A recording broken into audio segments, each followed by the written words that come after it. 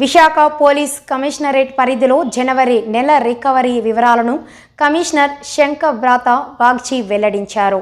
ఆయన మీడియాతో మాట్లాడుతూ పట్టుకొని వస్తాం.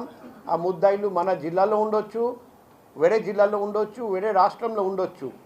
చాలామంది మోసపోతున్నారు. అదే ఒకవేళ మోసపోయిన వ్యక్తి ముందుకు రాకపోయినా మోసపోయిన వ్యక్తి కుటుంబ సభ్యులు కూడా ముందుకు వచ్చి మాకు తెలియజేస్తే ఇన్ఫర్మేషన్ ఇస్తే పోలీస్ స్టేషన్ రావచ్చు, లేకపోతే నేరుగా నాకు కాల్ చేసి తెలియజేసుకోవచ్చు, వాట్సాప్ పెట్టవచ్చు 7995095799. మేము వెంటనే చర్య తీసుకుంటాం. మన వైజాగ్ నగరంలో క్రికెట్ బెట్టింగ్ ఆన్లైన్ కానీ ఆఫ్లైన్ కానీ బెట్టింగ్ వల్ల ఎవరు మోసపోకూడదు, ఎవరు నష్టపోకూడదు. ఆ లక్ష్యం సాధించడానికి మేము ప్రయత్నం చేస్తున్నాం.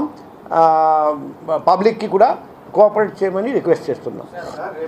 ఇప్పుడు స్పెషల్ టీమ్ అంటే మేము నిన్ననే టెలికాన్ఫరెన్స్లో ఆల్ ఎస్హెచ్ఓస్కి చెప్పాము, ఈ క్రికెట్ సీజన్ లీగ్స్ అన్నీ జరగబోతుంది కాబట్టి మీరు స్పెషల్గా నిఘా పెట్టి క్రికెట్ బెట్టింగ్ పూర్తిగా అరికట్టాలి, అందరినీ ముద్దాయిలందరినీ అరెస్ట్ చేసి జైలు పంపాలి అని నిన్ననే చెప్పడం జరిగింది. కానీ స్పెషల్ టీం అంటే మీకు తెలుసు, సిటీ టాస్క్ ఫోర్స్ అని ఉంది. వాళ్ళకు క్రికెట్ బెట్టింగ్ మీద ప్రత్యక్షంగా నిఘా పెట్టమని చెప్పడం జరిగింది. అది కాకుండా నా ఫోన్ నంబర్ కూడా పబ్లిక్ దగ్గర ఒక వెపన్ అన్నమాట. అందరూ అది ఉపయోగించి మీ దగ్గర క్రికెట్ బెట్టింగ్ సంబంధించిన ఇన్ఫర్మేషన్ ఉంటే దయచేసి నాకు తెలియజేయండి అని రిక్వెస్ట్ చేస్తున్నాం మీ ద్వారా. 7 ప్రివెంటివ్ డిటెన్షన్ కింద డిటెన్ చేయడం జరిగింది. 5 P10DPS యాక్ట్ కింద డ్రగ్ అఫెండర్స్ని ప్రివెంటివ్ డిటెన్షన్ చేయడం జరిగింది. ఇంకా చాలా జరగబోతున్నాయి. మేము ప్రపోజల్ స్టేజ్లో ఉంది. నేను త్వరలో ఆర్డర్ పాస్ చేయబోతున్నాం. మా ఉద్దేశం ఒకటే, రౌడీ కానీ డ్రగ్ అఫెండర్ కానీ బయట తిరగకూడదు, జైలు లోపలే ఉండాలి. బయట తిరగాలంటే ఎవరు ఎటువంటి అసాంఘిక కార్యకలాపాలు డ్రగ్ ట్రాఫికింగ్ కానీ వేరే విధంగా గుండాయిజం కానీ రౌడిజం కానీ చేయడానికి వీల్లేదు. మంచి పాయింట్ అది నేను బ్లాక్ స్పాట్గా గుర్తించడం జరిగింది. నేను DCP 1 మేడంకి మేడం పరిధిలో వస్తుంది, మేడంకి ఇన్స్ట్రక్షన్ ఇవ్వడం జరిగింది. ఈరోజే DCP 1, ACP east, ACP traffic, ADCP traffic కలిసి అటువైపు రానియకుండా మనం పకడ్బందీగా ఏర్పాటు చేస్తాం.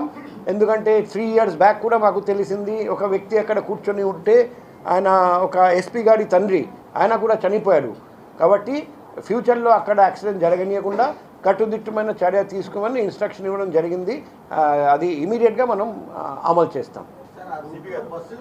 అది టాస్క్ ఫోర్స్ అది పట్టుకొని పోలీస్ స్టేషన్కి అప్పచెప్పారండి. ఇప్పుడు వాళ్ళు దర్యాప్తు చేస్తే మనకు తెలుస్తుంది. నిన్న ఎయిర్పోర్ట్ ఇన్స్పెక్టర్ నాకు కాల్ చేశారండి. అది నేను ఆయనకు లోతు వరకు వెళ్ళి ఇన్వెస్టిగేట్ చేయమని దర్యాప్తు చేయమని చెప్పాము. ఆ దర్యాప్తు భాగంగా ఏదైనా వస్తే మీ అందరికీ తెలియజేస్తాం. త్రాగి రెగ్యులర్గా రూమ్కి వస్తున్నారని ఆ బాధితుడు ఇలా త్రాగి నా రూమ్కి రాకూడదని చెప్తే అది నిజంగా అది పొడిశారు. అది అక్కడ ఉన్న చిన్న కత్తితో ముద్దాయిని అరెస్ట్ చేయడం జరిగింది. రౌడీ షీట్ ఓపెన్ చేయడం జరుగుతుంది. విక్టిమ్ బాగానే ఉన్నారు, ఏమి ఇబ్బంది లేదు. ఫిల్టర్ కాపీ కేసు ఎక్కడ రిజిస్టర్ అయింది అది కన్సర్న్ ఇన్స్పెక్టర్ గారితో అడగాలి, నాకు ఐడియా గుర్తులేదు. అదే నేను కనుక్కుంటాను. ఏ police station? Fort town. Okay, ఇది ఫోర్ట్ టౌన్ ఇన్స్పెక్టర్ సెలవులో ఉన్నాడు. అది ఇప్పుడు ఇన్ఛార్జ్ అతను చూస్తున్నారు. కొత్త ఇన్స్పెక్టర్ వచ్చినాక మేము కనుక్కుంటాం.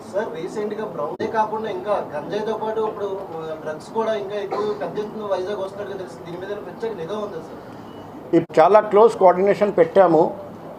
వైజాగ్లో మన అందరికీ తెలుసు, ముఖ్యంగా రూట్ ఫర్ గాజా ట్రాన్స్పోర్టేషన్ ముఖ్యంగా ఒడిశా నుండి ఈ north coastal under districts Vizag, ఈ తర్వాత గోదావరి డిస్ట్రిక్ట్ ద్వారా వెళ్తుంది.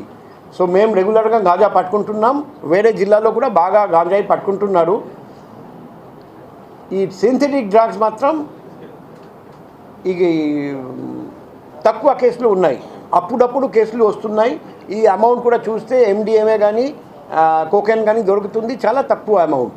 అంటే బహుశా వాళ్ళు ఎవరైనా గోవాకి వెళ్ళి గోవా నుండి తీసుకొస్తే అప్పుడు మనకు దొరుకుతుంది. మెయిన్లీ అది ఆ గోవా ప్రాంతంలో అటువంటి ప్రాంతంలో సింథటిక్ డ్రగ్స్, బెంగళూరు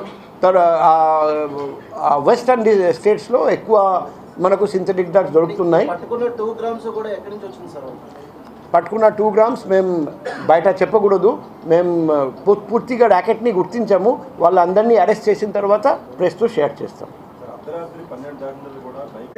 ఇప్పుడు నేను ఒకరోజు రాత్రిపూట 3 గంటలకు తిరిగాము. ఆ రోజు ఒక ఫ్లైఓవర్ మీద బైక్ రేసింగ్ జరుగుతుందని చూసాము. ఇమీడియట్గా పోలీస్కి ఇన్ఫామ్ చేస్తే వాళ్ళు పట్టుకున్నాడు. సో బైక్ రేసింగ్ జరుగుతుంది అప్పుడప్పుడు అని నాకు ఇన్ఫర్మేషన్ వస్తుంది. వచ్చిన వెంటనే నేను పోలీస్కి తెలియజేస్తున్నా, పోలీస్ కూడా చేస్తున్నారు. కానీ అప్పుడప్పుడు ఏమవుతుందంటే 2-3 పనుల వల్ల ఒక పని మీద ఫోకస్ తగ్గిపోతుంది. సో ఇమీడియట్గా మేము ముఖ్యంగా సాటర్డే సండే చాలా ఫోకస్ చేయమని చెప్పాను. బీచ్ రోడ్ మీద కూడా ఫోకస్ చేయమని చెప్పాము. మీకు కూడా రిక్వెస్ట్, నిన్న కూడా బైక్ రేసింగ్ ఒకడు చేస్తూ ఉంటే మేమే పట్టుకొని పోలీసు వాళ్ళకు అప్పచెప్పాము. సో మీ దృష్టిలో కూడా ఎక్కడైనా కనిపిస్తే దయచేసి మాకు తెలియజేయండి. ఇప్పుడు ఇంకొకటి చూసాము, ఇటువంటి తప్పులు, ఇటువంటి బైక్ రేసింగ్ కానీ తప్పుడు పనులు చేస్తున్నారు. చాలామంది నంబర్ లేని బైక్స్ తీసుకొని తిరుగుతున్నారు. సో అది కూడా నేరం అన్నమాట. సో మేము రెగ్యులర్గా కార్డన్ అండ్ సర్చ్ ఆపరేషన్ చేస్తున్నాం మన జిల్లాలో, మీరు చూసి ఉండొచ్చు. సో ఎక్కడెక్కడ ట్రబుల్సమ్ స్పాట్స్, ఎక్కడెక్కడ అఫెండర్స్ ఉండొచ్చు, అది కార్డన్ చేసి స్టార్ట్ చేసి చాలా వెహికల్స్ కూడా పట్టుకుంటున్నాం. సో రెగ్యులర్గా మా ప్రయత్నం జరుగుతుంది. పబ్లిక్, మీడియా, పాత్రికేయులు, మిత్రులు మాకు ఇన్ఫర్మేషన్ షేర్ చేస్తే మేము